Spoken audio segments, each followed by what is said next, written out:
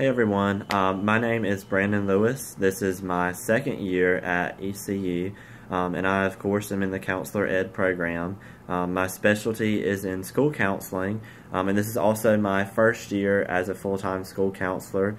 Really enjoying the job, and I'm really excited for what this year has to bring, and I'm really excited for our group class.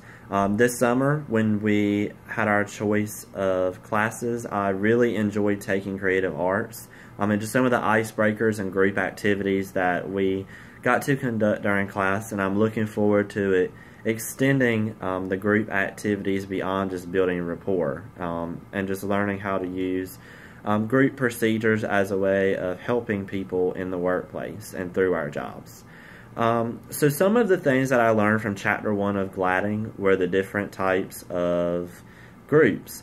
And school counseling, a lot of times you don't hear us using groups a lot, but there are actually a lot of times where groups are really effective. I feel like in school counseling you use task and work groups as a counseling office in student services as well as with your students. In the profession, oftentimes we work with another counselor, we work with a graduation coach, we work with a career development coordinator, and oftentimes we'll meet together to work on certain tasks that we as professionals have a specific goal and we'll work on together to achieve. With your students, oftentimes task groups or work groups are really effective because you bring students together that share a common interest, and you can sort of be a facilitator to help them plan a certain event or reach a certain goal.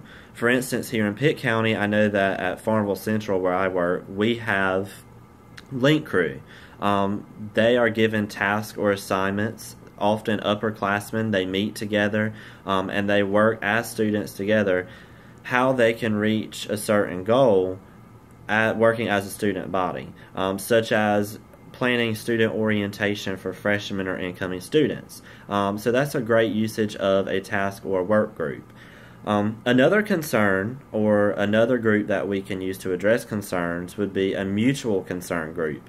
Oftentimes we have issues such as student affairs, bullying going on in our schools, different current events going on in schools where the best way to get information is from the students themselves. And by having a mutual concern group, or a group where you pull students together or teachers and faculty together to discuss a certain topic of concern, really sheds light into the environment in which you work, and also gives you a first-hand eyewitness and accounts of some situations that you as a counselor can help a group deal with.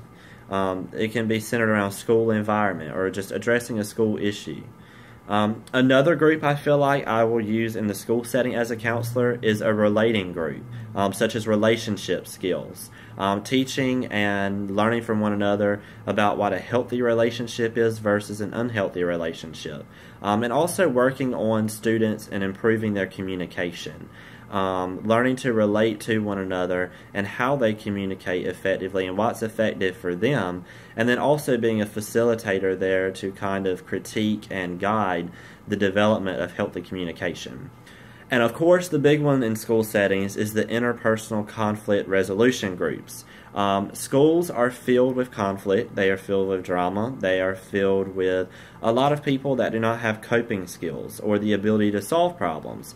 That's when we as counselors will pull students together that might have issues with several other students and see if the issues are worth working out together, so everyone has a clear picture of the treatment plan or what we're going to do to reduce what's going on and the things that we're going to enact, so that everyone knows what the expectations are for behavior.